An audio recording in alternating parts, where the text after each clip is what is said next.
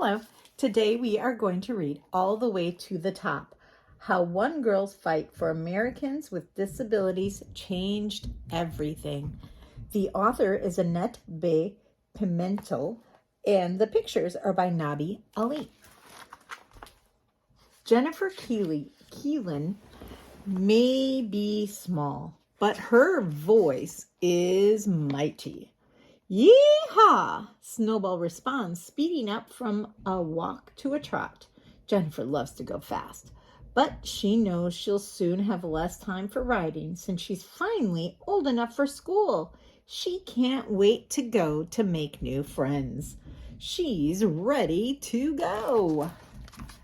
The school's not far. Jennifer rolls outside, down the sidewalk to the corner, but stop. A 4-inch curve is a cliff to someone who uses a wheelchair. Her grandpa eases her wheelchair over the curb. Though the drop jolts Jennifer, she makes it to the building. But stop! The school says Jennifer doesn't belong there because she uses a wheelchair. Instead, Jennifer and her mom find a different school that says she can attend kindergarten, but only for part of the day. When lunch is over, as Jennifer rolls in each day, everyone is already busy. She has to figure out what's going on and how to join in. Since most kids have never met someone who uses a wheelchair, her classmates are confused and even a little scared. "You'll never be one of us," some of them say. Jennifer knows they're wrong. She's just a friend waiting to happen. But how do you change someone's mind? She's not sure, but she's also not about to give up. Jennifer and her family hear about activists who are working to make sure people with disabilities have access to public places like schools. They want to know more, so they attend a strategy meeting. Jennifer has never seen anything like it. The room is full of grown-ups with all sorts of disabilities. Some use wheelchairs, some use canes. None of them are sitting around waiting for things to change. They're shouting and laughing and planning a big protest to get wheelchair lifts on buses. They turn to Jennifer. "Do you want to come?" Yes, she wants to go. Downtown, Jennifer rolls to the microphone and tells her story. She leads marchers through the streets chanting, "The people united will never be defeated." It feels good to speak up for what she believes in. She can't wait to do it again. She is raring to go. She protests in Phoenix, rolls through streets in San Francisco, waves signs in Montreal. The demonstrations don't always change people's minds, but Jennifer is used to that. Even when her neighborhood school finally agrees that she can attend, she and her classmates with disabilities aren't allowed to eat in the cafeteria with everyone else, and that hurts. But she keeps going. Working with other activists revs her up.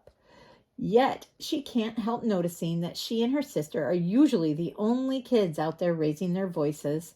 Still, she can't leave all the protesting to grown-ups. She knows firsthand that children with disabilities get ignored too.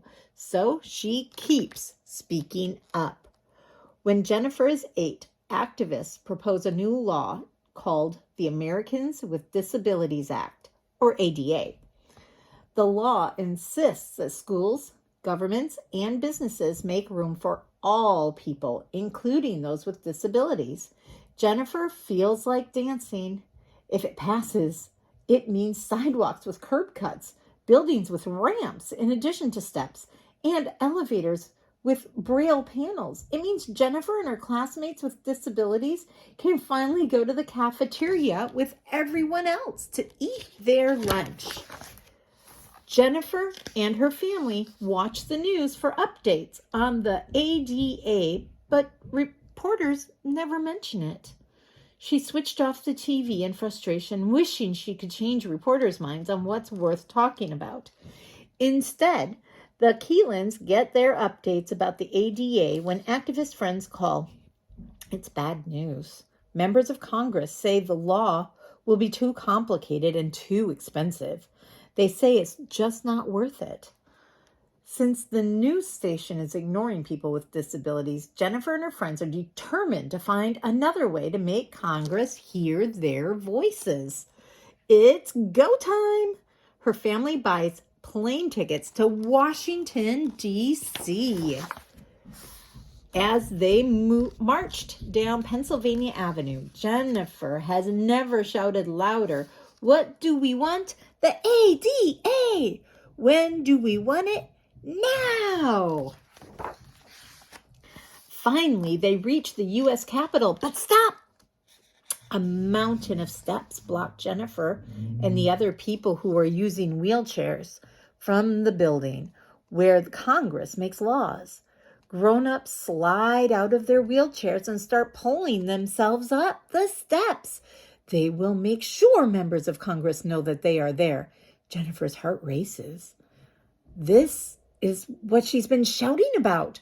"I want to climb the steps," she says. But stop. The grown-ups think she's too young. "You can't do this." Jennifer knows this is not just about her. It's about her friends at school who were shut out of the cafeteria at lunch. It's about millions of other kids she's never even met who get stopped at every turn. Jennifer wants to speak up for all the kids with disabilities who aren't there. I need to climb the steps.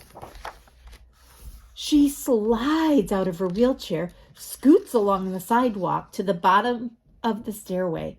She puts her hands on the first step and she hauls herself up.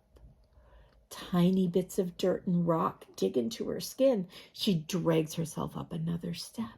The crowd roars. Reporters surround her with cameras and microphones recording her gutsy climb. "It takes all night. I'm going to do this," she vows. She keeps heaving and hauling and dragging herself up the steps. She keeps going all the way to the top. Pictures of Jennifer climbing the steps flash around the world. Reporters start talking about the ADA. Members of Congress see the news, listen to the activists, and finally pass the ADA. Laws like the ADA don't change things overnight. Entrances have to be rebuilt, sidewalks redesigned, buses re-engineered. Slowest of all, minds have to change. So Jennifer will continue shouting and waving signs, organizing and explaining. She will continue fighting for what she knows is right. Jennifer has places to go, and nothing will stop her now. And this is a picture from the day she actually did it.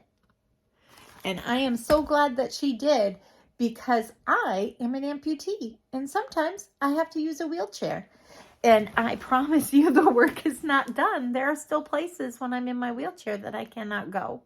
So make sure that you are including everyone when you do your planning, because we deserve to be able to go too. Have a blessed day. Bye-bye.